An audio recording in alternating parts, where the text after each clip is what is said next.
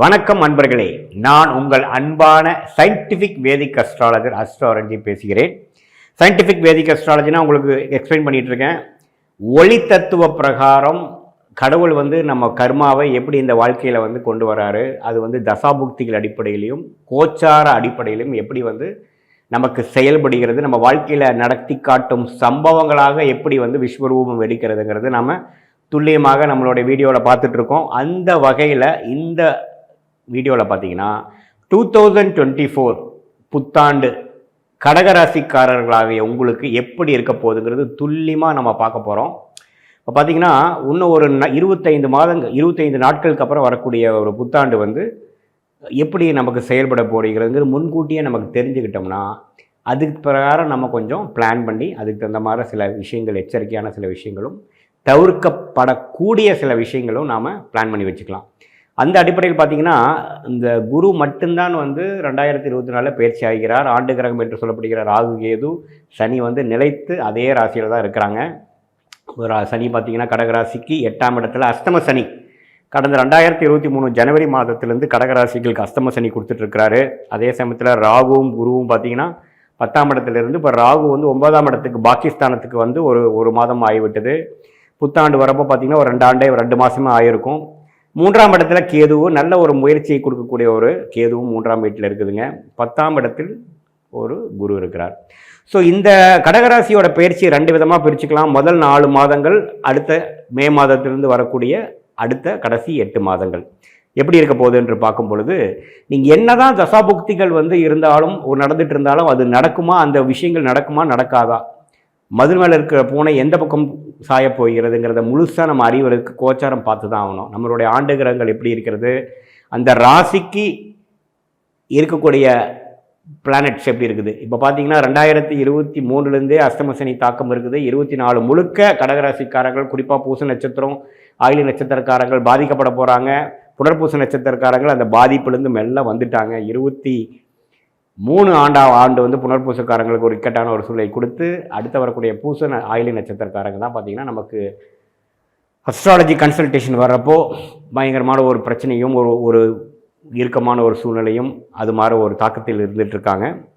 அப்படி இருக்கும் பொழுது இந்த 24 முதல் 4 மாதம் எப்படி இருக்கும் பார்த்தீங்கன்னா, குருவின் பார்வை 2ஆம் இடத்துல இருக்கிறனால ஏதோ ஒரு கேஷ் ஃப்ளோ ஏதோ வந்துட்டுருக்கும். ஆனால் மனசு சஞ்சலகப்படுகிற மாதிரி ஒரு அமைப்பு இருக்கிறது. ஏன்னா குருவின் பார்வை ராசிக்கு இல்லை, 8ஆம் இடத்துல பார்த்திங்கன்னா சனி இருக்கிறாரு, பாகிஸ்தானத்தில் குரு இருக்கிறாரு, 3ஆம் இடத்துல கேது இருக்கிறார். முயற்சி மட்டுமே தான் நமக்கு இருக்குமே ஒழிய அந்த முயற்சிக்கு ஏற்ற பலனோ ஒரு நல்ல ஒரு குதூகலமான ஒரு சிச்சுவேஷனோ இருக்கக்கூடிய வாய்ப்புகள் மிகவும் குறைவாக இருக்கிறது. இந்த 2024 ஆண்டே பார்த்திங்கன்னா கொஞ்சம் சர்வைவ் ஆகி பெரிய பலன் அறிவிக்காமல் இதில் பிரச்சனைகள் இல்லாமல் மாட்டாமல் வெளியில் வந்துட்டிங்கனாவே ஒரு பெரிய வெற்றின்னு தான் நம்ம சொல்லணும்.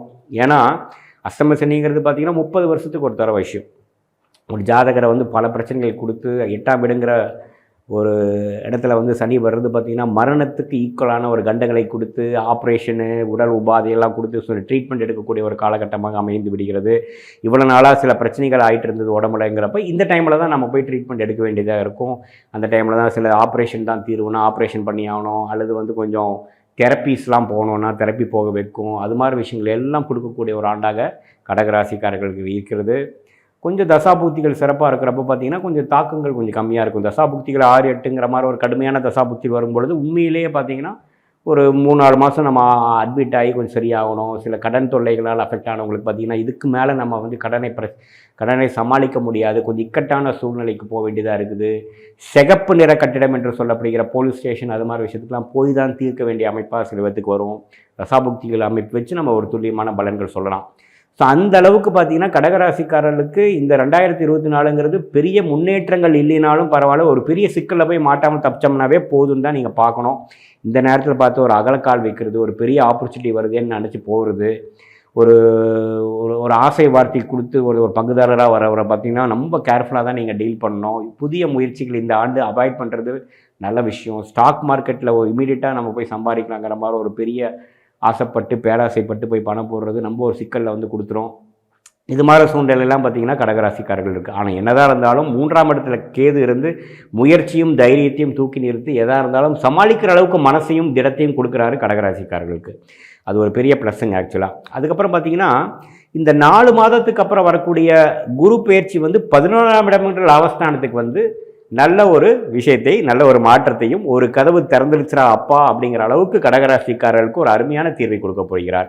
இது வரைக்கும் 10ஆம் இடத்துல குரு இருந்து பெரிய ஒரு முன்னேற்றத்தையும் கொடுக்காமல் கைக்கு வந்தது வாய்க்கு வரல, எப்படி தான் போய் சால்வ் பண்ண போகிறோம் அப்படியே இழுத்துட்டே இருக்குதே அப்படிங்கிற ஒரு விஷயத்தை கைக்கு வந்துருச்சுரா சாமி அப்படின்னு சொல்கிற அளவுக்கு பார்த்தீங்கன்னா ஏப்ரல் மாதத்துக்கு அப்புறம் குரு வந்து அருமையான ஒரு அவங்களுடைய கடகராசிக்கு யோகமான ஒரு குரு வந்து 11ஆம் இடங்கிற லாபஸ்தான அதிபதி, யோகாதிபதியே 11க்கு விட்டு வர்றது பார்த்தீங்கன்னா we have receive the result, கைக்கு வந்து கையை காப்பாற்றி விட்டது அப்படிங்கிற ஒரு விஷயத்தை கண்டிப்பாக ஒரு 2-3 நல்ல விஷயங்கள் பண்ணி மன அழுத்தத்தை குறைத்து பிரச்சனையிலேருந்து கொஞ்சம் சரியாக வந்துட்டோம், கைக்கு வந்தது வாய்க்கு வந்து விட்டது, தலைக்கு வந்தது தலப்பாகவோ போயிடுச்சுங்கிற மாதிரி சில விஷயங்கள் வந்து நல்ல ஒரு விஷயங்கள் மே மாதத்திலிருந்து நடக்கக்கூடிய அமைப்புகள் உண்டு.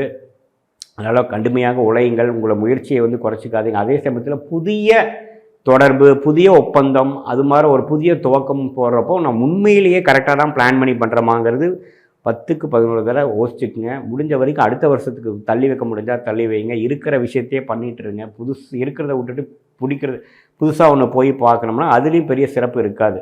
இப்போ பார்த்தீங்கன்னா ஒரு வேலையில் இருக்கிறவங்க ஒரு மாதிரி சரியில்லாமல் இருக்கும், இன்னொரு வேலை மாற்றமானா சரியாக ஆயிக்குமான்னு பார்த்தா அதுவுமே பெரிய ஒரு மாற்றத்தை கொடுக்காது. ஏன்னா இருக்கிறதையும் போயிடுச்சு லொல்லக்கண்ணாகிற மாதிரி ஒரு பிரச்சனை கொடுக்க வாய்ப்பு இருக்குது. ஸோ இந்த டைமில் பார்த்தீங்கன்னா இருக்கிறத வச்சு சர்வைவ் பண்ணுறது தான் நல்ல ஒரு அட்வைஸாக இருக்க முடியும். ஏன்னா 8ஆம் இடத்துல இருக்கிற ஒரு சனியும் 10ஆம் இடத்துல குருவும் பாகிஸ்தானத்தில் இருக்கிற ராகுவும் 3ஆம் இடத்துல கேதுவும் பார்த்தீங்கன்னா அந்த மிகப்பெரிய 3 ஆண்டு கிரகங்கள் வந்து அவ்வளோ சாதகம் ஆன ஒரு இடத்துல இல்லாதனால கொஞ்சம் கேர்ஃபுல்லாக இதை கடந்து வந்துட்டோம்னா பரவாயில்லை.